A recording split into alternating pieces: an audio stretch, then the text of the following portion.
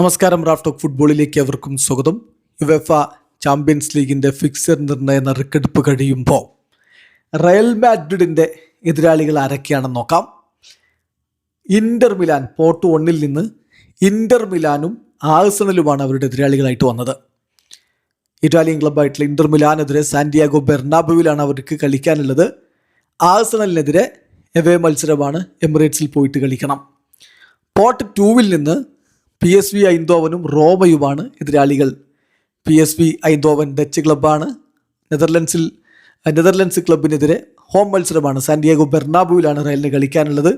റോമക്കെതിരെ റോമിൽ പോയിട്ട് കളിക്കണം. ഇത് വളരെ ഇൻട്രസ്റ്റിംഗ് ആയിട്ടുള്ളൊരു പോരാട്ടമായിരിക്കും. കാരണം ഹോസെ മൊറീഞ്ഞോ പരിശീലിപ്പിച്ച റോമക്കെതിരെ അദ്ദേഹം റയലിനെ പരിശീലിപ്പിച്ചിറക്കുന്നു.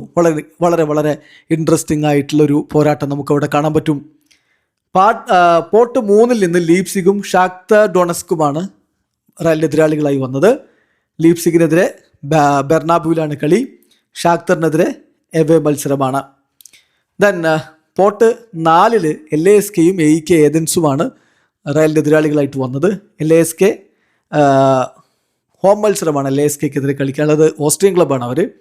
ദെൻ AEK ഏതൻസ് ഗ്രീക്ക് ക്ലബ്ബാണ്, അവർക്കെതിരെ കളിക്കാനുള്ളത് എവേ മത്സരമാണ്. ഇതാണ് റയലിൻ്റെ ഒരു ഫിക്സർ എന്ന് പറയുന്നത്.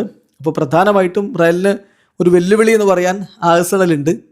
ഇന്ററും റോമയും ഒരു പരിധിവരെ ലീപ്സിഗും അവർക്ക് വെല്ലുവിളി ഉയർത്തിയേക്കാം. പക്ഷേ ഹോസെ മൊറീഞ്ഞോയുടെ ടീമായ UCL രാജാക്കന്മാർ എന്നറിയപ്പെടുന്ന റയൽ മാഡ്രിഡിന് അത്ര വലിയൊരു വെല്ലുവിളി ഈ ഒരു ഫിക്സർ കണ്ടിട്ട് എനിക്ക് തോന്നുന്നില്ല. ഒരു മോഡറേറ്റ് ഡിഫിക്കൽട്ട് എന്നേ പറയാനുള്ളൂ. റയൽ ടോപ്പ് 8 ഫിനിഷ് ചെയ്താൽ അത്ഭുതപ്പെടാനില്ല. വീഡിയോ അവസാനിക്കുന്ന ഫുട്ബോൾ ലോകത്തെ കൂടുതൽ വിശേഷങ്ങളുമായി റാഫ് ടോക്സ് എത്താം.